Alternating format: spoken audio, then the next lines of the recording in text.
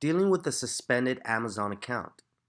Now let's say you started selling on Amazon and just messed up a small bit and had to cancel a few orders.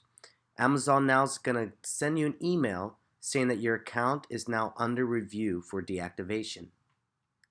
Now there's nothing you can do to get away from this, but there is a way to save your account from being fully deactivated. And this is how generally it goes with Amazon. Number one, your account will go under review.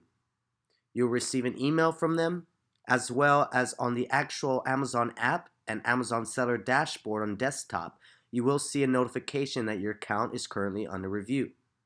During that time, you're not allowed to sell. During that time, you're not allowed to get the money out of your account that you have in there. So definitely, you do not want to be under review from Amazon. Number two, Amazon will call you. In that email that they send you, they're going to let you know that they're going to give you a phone call. You will not know which phone number they'll be calling from or what location. Just make sure you have your phone on you and make sure you answer all phone calls within the next 48 hours. If you miss that phone call, Amazon will leave you a voicemail. In that voicemail, they're going to tell you that they're requesting a plan of action, which leads us to number three. Once you get off the phone with Amazon, they're going to request a plan of action.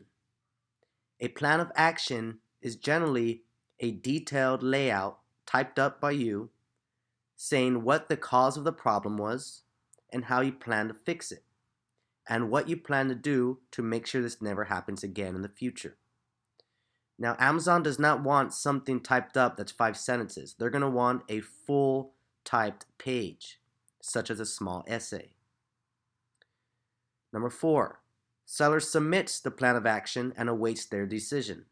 Unfortunately, this is the only way you could get your account back, by submitting this plan of action. There are professionals that can help you with a plan of action, or you can type it up yourself if you know exactly where the problem is and how you're going to fix it. I'm going to show you an example of a plan of action. This is an example plan of action. You'll see the seller from the beginning writes, "Dear Amazon Product Quality Team, I would like to appeal the removal of my listing with ASIN XXXXX due to Used Soda's new product condition complaints. I understand that Amazon takes complaints about the product quality very seriously, and I would like to share with you my plan of action addressing the issue." You'll now see that the seller lists what caused the complaints. He has 4 reasons on what caused the complaints, or what he believes caused the complaints. You want to be very straightforward and honest with Amazon when listing these complaints, because they know exactly what you did wrong.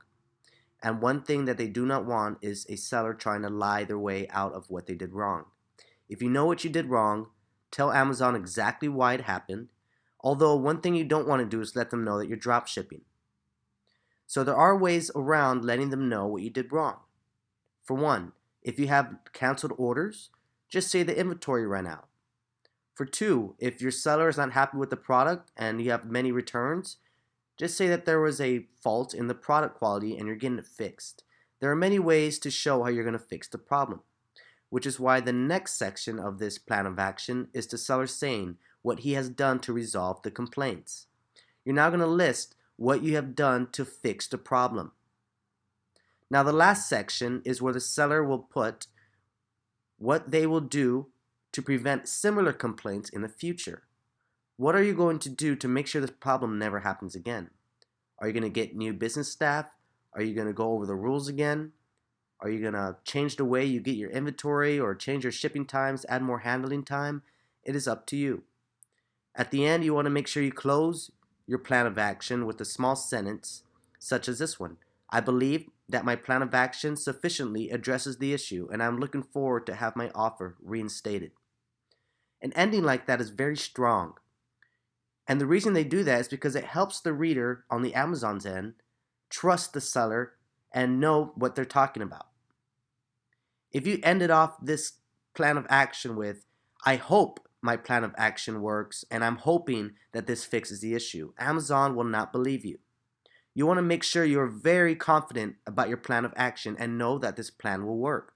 You need to make sure Amazon knows that as well. So make sure to have a strong ending on your plan of action.